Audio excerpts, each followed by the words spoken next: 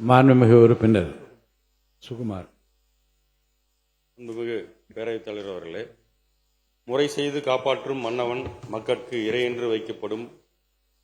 நீதி முறைப்படி ஆட்சி செய்து மக்களை தீங்கிலிருந்து பாதுகாக்கும் அரசன் மனித பிறவியாக இருந்தாலும் மக்களுக்கு கடவுளாக மதிக்கப்படுவான் என்ற குரலுக்கு ஏற்ப செயல்பட்டு வரும் மாண்புமிகு முதல்வர் அவர்கள், எங்களுக்கெல்லாம் முகமும் முகவரியும் கொடுத்த எங்கள் தலைவர் பெயரிலேயே வெற்றியை கொண்டிருக்கின்ற மாண்புமிகு முதலமைச்சர் அவர்களே மற்றும்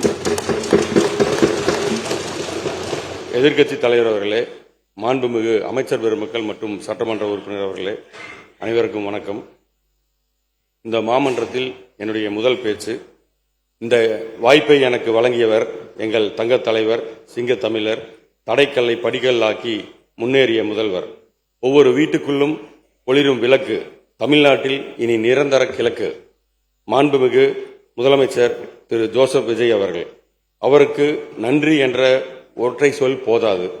தமிழ் மொழியின் எல்லா வார்த்தைகளையும் கூட்டி நன்றிக்கு ஒரு வார்த்தை உருவாக்கினால் அந்த சொல்லையே அவருக்கு நான் காணிக்கையாக்க விளைக்கிறேன்.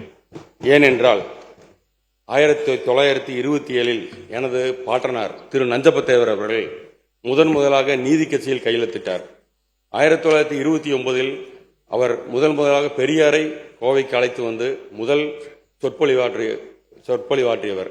அதற்கு பிறகு எனது தாத்தா திரு UK ராசு மற்றும் எனது தகப்பனார் ஆகியோர் கடந்த ஆண்டு வரை நாங்கள் ஒரே ஒரு கட்சியிலே தான் இருந்து வந்தோம்.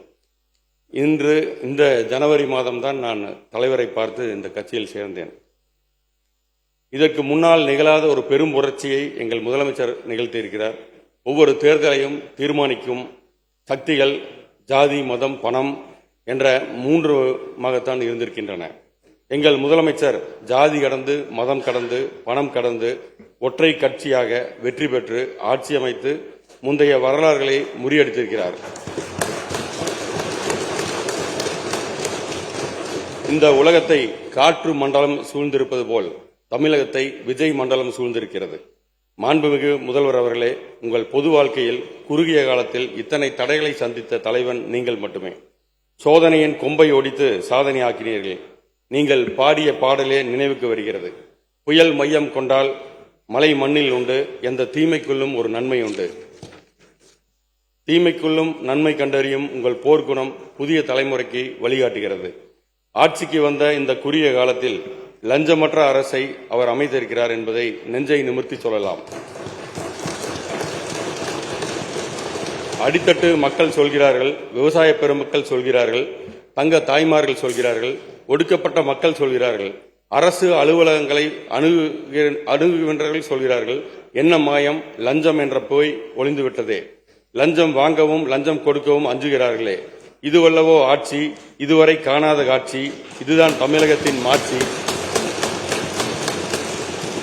இந்த ஆட்சிக்கு வேண்டும் நீட்சி என்று கடைசி குடிமகன் நினைக்கிறான். இந்த புரட்சியை செய்த புதுமை தலைவர், புரட்சி செம்மல் எங்கள் மாண்புமிகு முதலமைச்சர் திரு ஜோசப் விஜய் அவர்களுக்கு என் வணக்கத்தையும் நன்றியும் தெரிவித்துக் கொள்கிறேன். மாண்புமிகு முன்னாள் அமைச்சர் நேற்று பேசும்போது சொன்னார்கள், கடந்த 5 ஆண்டுகளாக நாங்கள் எப்பவுமே டென்ஷனாக தான் இருப்போம் அப்படின்னு. அதுக்கு காரணம் கதவை தட்டுறவங்க ஈடியா விஜிலன்ஸான்னு தெரியாம நாங்க எப்பவுமே டென்ஷனா.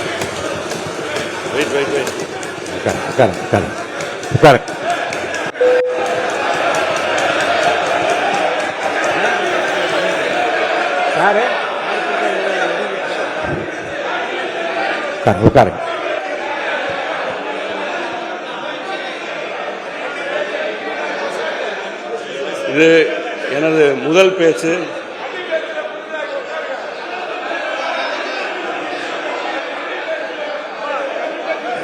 உட்காருங்க, எல்லாம் உட்காருங்க.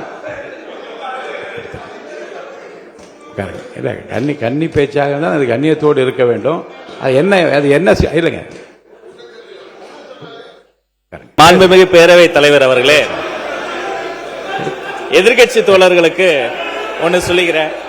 அவர் கன்னி பேச்சை இப்போது பேசுகிறார். சூலூர் சட்டமன்ற உறுப்பினர், அவர் பேச்சில் ஆட்சேபனை இருந்தால் பேரவைத் தலைவர் அவர்கள் அதை ஆய்வுக்குட்படுத்தி பின்னர் பேரவைத் தலைவர் ஒரு நல்ல முடிவை தெரிவிக்கப் போகிறார்.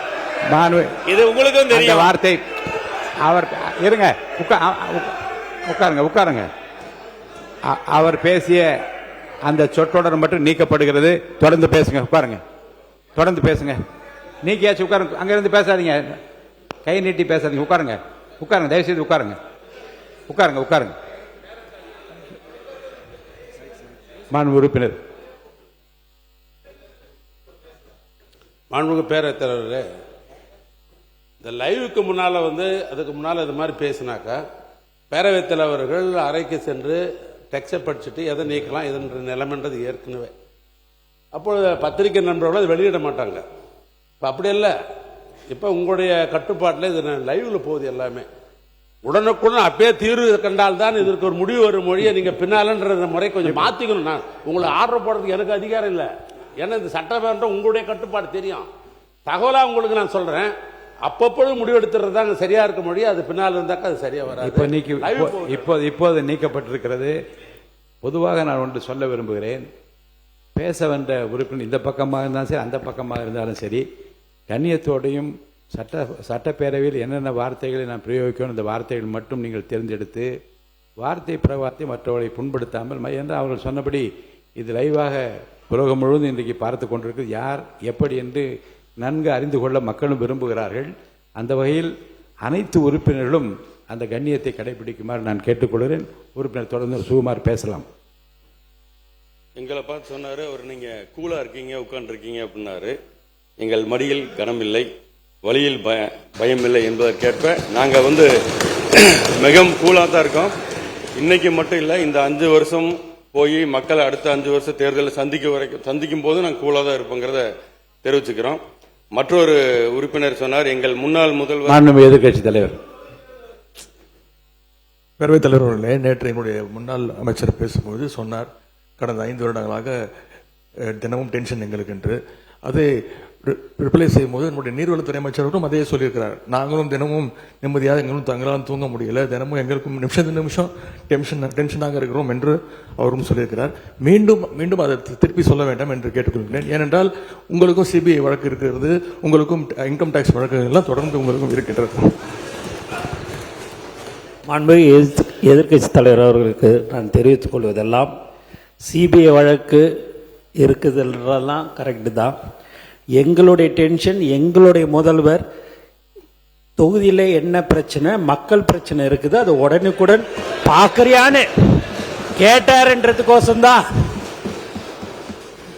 நான் உங்களுக்கு அப்படி சொன்னனே ஒழிய, நான் வேற எந்த அர்த்தத்துலையும் நாங்கள் எங்களை பயமுறுத்தியோ டென்ஷன் படுத்தியோ இல்லை.